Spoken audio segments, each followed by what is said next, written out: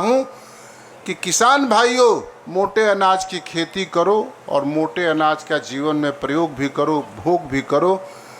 आप जानते हैं, मैं बहुत ऐसे दौर से गुजरा हूँ जब स्वदेशी की बात पार्लियामेंट में करता था, जब मोटे अनाज की बात करता था, जब गाय पालन करने की बात करता था, गोबर से खेती करने का बात करता था, तो संसद में बहुत से सारे लोग जो शहरी जीवन जीने वाले हैं हम पर देख कर हंसते थे कि इसका यही काम है, ये मोटा अनाज, गोबर, गाय, गांव, यही बात करता रहता है। लेकिन गांव में जन्मा हुआ कोई व्यक्ति के पुत्र की कितनी ताकत होती है, किसान के परिवार में बैठा हुआ पैदा हुआ किसी पुत्र की कितनी ताकत होती है। संसद में मैंने ठोक ठोक कर उस बात को बताया कि इस बात को मैं करता ही रहूँगा। आज हमारे संसद में इसी बात पर बहस होती है जिस बात को मैं 1991 में बहस करता था। मैं धन्यवाद देना चाहता हूं अपने प्रधानमंत्री जी को, अपने उत्तर प्रदेश के मुख्यमंत्री जी को, जिन्होंने किसानों की समृद्धि के लिए काम करने के लिए आगे कदम बढ़ाया है और किसानों की समृद्धि उत्तर बढ़ भी रही। मैं मिलता हूं प्रधानमंत्री से, कहते हैं वीरेंद्र भाई, किसानों की समृद्धि के लिए अभियान चलाते रहो। भारत सरकार का जब तक प्रधानमंत्री हूं तुम्हारे अभियान को पूरी सहमति और स्वीकृति मेरे तरफ से है। जब 6,000 रुपये की बात आती है, जो किसानों की बात करते हैं, संजय जी इस बात को याद रखना चाहिए हम लोगों को, जिन लोगों ने कभी किसानों को 6 पैसे नहीं दिए वो लोग किसानों की बात करते हैं। जो लोग किसानों के उत्पादन को बढ़ाने के लिए कोशिश नहीं की है सरकार के और शासन के तरफ से, वो किसानों की बात करते हैं। जिन्होंने गाय की आर्थिक व्यवस्था को नहीं समझा, जिसने कृषि अर्थव्यवस्था को नहीं समझा, जो ग्रामीण अर्थव्यवस्था को, जो बचत की परंपरा को नहीं समझ पाए भारत के, वो लोग आज हमको बेरोजगारी और गरीबी का पाठ पढ़ाते हैं। इसलिए मैं कह सकता हूँ कि हर कृषि परिवार से जुड़ा हुआ किसान का बेटा इस ऋषि परंपरा के ऋषियों के केंद्र में रहकर ही कार्य करता है और उसका कार्य आगे बढ़ता है। ये देखिए करण छपरा के इनका नाम, लेकिन प्रचलित नाम इनका हाथी सिंह है ना, दूसरा नाम प्रचार कर दो भाई, हाथी सिंह, हाथी जैसा लगना चाहिए ऐसे देख लो एसडीएम साहब, वो हाथी सिंह वही है। करण छपरा में नामकरण भी अद्भुत अद्भुत होता, हाथी सिंह, घोड़ा सिंह, बैल सिंह, सांड सिंह, गाय सिंह। अरे नाम तो बदल दो। करण छपरा इतना ऐतिहासिक गांव है, तपस्वियों का गांव है, तपोभूमि है। कोई गांव ऐसा नहीं है जहां 50 साल तक गंगा मैया उसके किनारे बही होगी। करण छपरा ही ऐसा गांव है जहां गंगा मैया 50 साल तक उसके पूरब के तरफ बहती रही। इसलिए मैं कह सकता हूं कि करण छपरा केवल इतिहास पढ़ाता ही नहीं है, इतिहास बनाता भी है।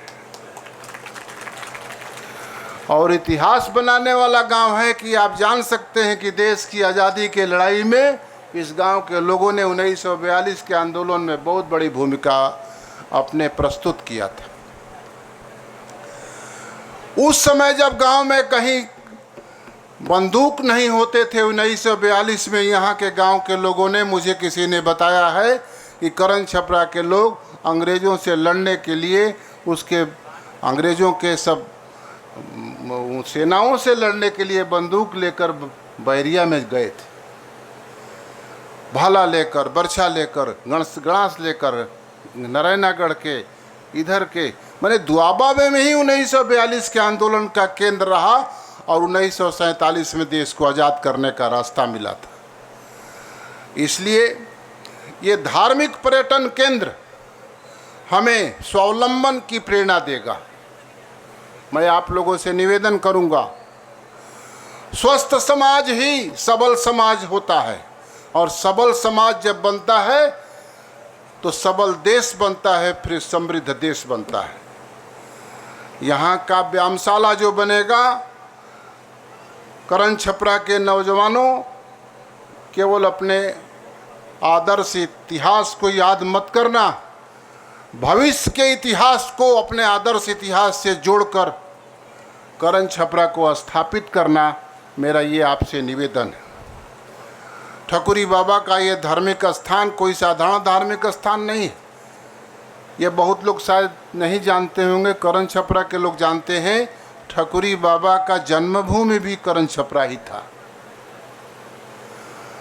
और कोई सन्यासी अपने जन्मभूमि पर इस तरह पूजा जाता है, ये बिरले कहीं देश और दुनिया में देखने को मिलता है। यहाँ नरहर बाबा का मंदिर है।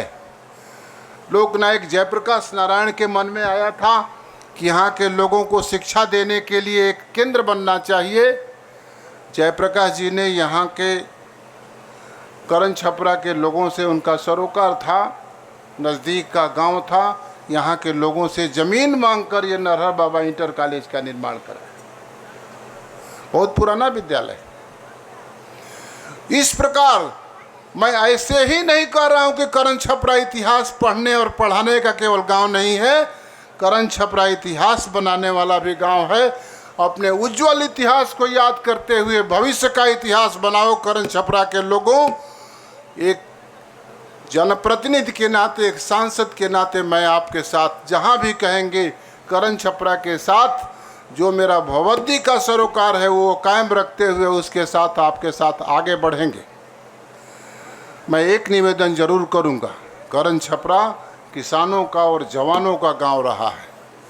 कृषि के क्षेत्र में काम करने वाले लोगों को अपने किसानों की कृषि की समृद्धि की चिंता करनी चाहिए। यहाँ इस बुरली छपरा विकास खंड के बीडीओ साहब बैठे हैं।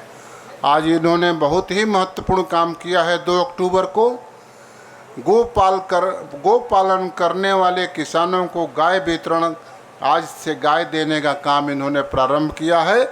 मैं करण छपरा के लोगों से निवेदन करूंगा कि आप लोग भी अपने गांव में दूध उत्पादन बढ़ाने के लिए सरकार की जो योजना है उस योजना में गो पालन करने के लिए विकास खंड से संपर्क करके गो पालन जरूर करिए, दूध का सेवन जरूर करिए। दूध पीने वाले लोग अगर ज़्यादा संख्या हो जाएगी तो जवाहरलाल जायसवाल की दुकानें हर जगह बंद हो जाएगी। इसलिए मेरी प्रार्थना, मैं अपने अनुभव के आधार पर कह सकता हूँ और मोटे शब्दों में कह सकता हूँ कि दूध पीने वाला कभी दारू नहीं पीता है। इसलिए आपसे प्रार्थना है। देखिए पत्रकार हंसते हैं कि जहाँ मिलते हैं भाई कहते हैं खाली मोटा अनाज दूध। ये लोग भी उगता गए होंगे कि मोटा अनाज और दूध गाय गोबर कहिया ले लिखत रही जहाँ मन के। लेकिन आप लोगों से प्रार्थना है, इस अभियान को चलाते रहिए। इसी अभियान पर भविष्य का भारत खड़ा होने वाला है। वो भव्य भारत होगा, वो सबल भारत होगा, वो समृद्ध भारत होगा। आइए आत्मनिर्भर भारत बनाने के लिए ठकुरी बाबा से आशीर्वाद लें और करण छपरा भी में उसमें योगदान करें।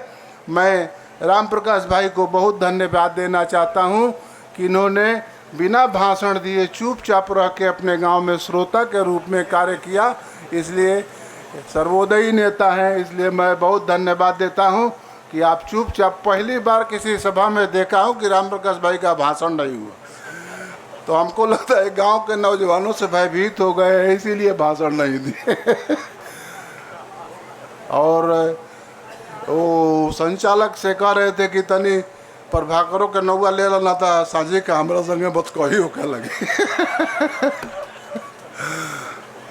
राम प्रकाश भाई को ये रामकिशन दुबे उनके साथी हैं। अब क्या क्या कहते हैं मैं नहीं बता सकता हूँ, बाद में बताऊँगा। अपना निवेदन पूरा करता हूँ।